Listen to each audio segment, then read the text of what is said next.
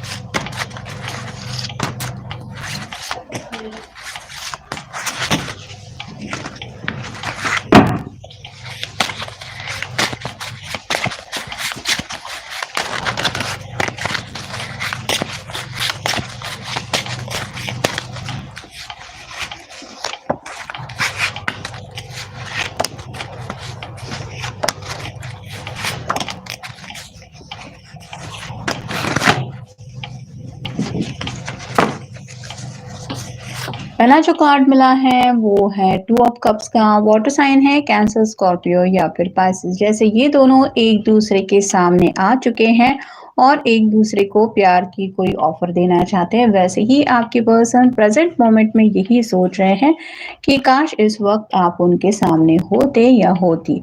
प्यार को लेके काफी ज्यादा जज्बात इनके दिलो दिमाग में घूम रहे हैं और कहीं ना कहीं आपको वो सब बातें बताने की चाहत इनके दिल में है। फिर है 2 ऑफ सॉर्ड्स रिवर्स में, यानी कि air sign Gemini, Libra, Aquarius. बातचीत अगर दोनों की नहीं हो रही तो शायद ये पर्सन भी यही सोच के परेशान हो रहे हैं कि आखिर आप सामने बढ़ के इनसे कम्युनिकेट क्यों नहीं कर रहे या कर रही। लेकिन जब वो अपने एंगल से सोचते हैं कि शायद आपको भी यही लग रहा होगा कि इनके पास भी तो ये ऑप्शन है, फिर ये बातें क्यों नहीं कर रहे हैं। अगर ऐसे ही दोनों सोचते रहें तो फिर बात कैसे बनेगी, यही उनके दिलो दिमाग में चल रहा है। फिर है 2 ऑफ वैंड्स।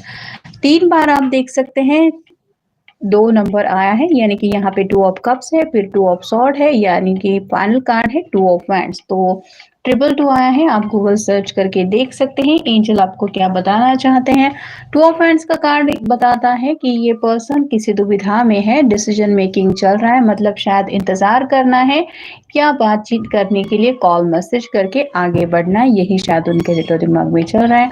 फिर है 6 of pentacles, earth sign, Taurus, Virgo, Capricorn. Equal give and take चाहते हैं, मतलब जैसे यहाँ पे तराजू होता है और तराजू के दोनों परडे तभी लेवल पे आ जाते हैं जब बैलेंस की एनर्जी होती है। वैसे ही इनको लग रहा है कि ये अगर सामने से बातचीत करने की कोशिश करे तो आपको भी उनकी बातें सुन के लेनी चाहिए या फिर आपकी तरफ से भी उनको वो रिस्पॉन्स मिलना चाहिए जो ये चाहते हैं या जो इनके दिलो दिमाग में चल रहा है। फिर है द हाई प्रिस्टेस। थोड़ी सी मिस्टीरियस एनर्जी उनको आपके लिए महसूस हो रही है, मतलब आप आखिर इतने खामोश क्यों हैं या फिर आप एक्शन क्यों नहीं ले रहे, इस पल आपके दिलो दिमाग में क्या चल रहा होगा ये वो समझ नहीं पा रहे हैं। और फाइनल कार्ड है पेज ऑफ वांड्स।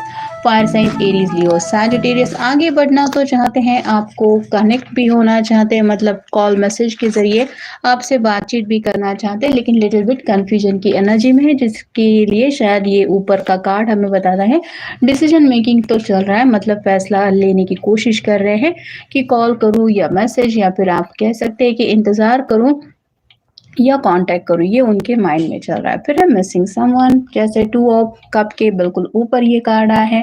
काफी ज्यादा आपकी यादें उनको तड़पा रही हैं और उनको यही लग रहा है जैसे वो आपको मिस कर रहे हैं। क्या आपको उनकी याद नहीं आती है, क्या आप उनको मिस नहीं करते। फिर है स्ट्रेस वरी, काफी ज्यादा परेशान हो रहे हैं, उलझन में है, जिस वजह से कुछ भी समझ में नहीं आ रहा। शायद काफी वक्त से आपसे बातचीत करने की चाहत होने के बावजूद भी आपसे कम्युनिकेशन नहीं कर पा रहे हैं, जिस वजह से ये उलझन और भी ज्यादा बढ़ रही है।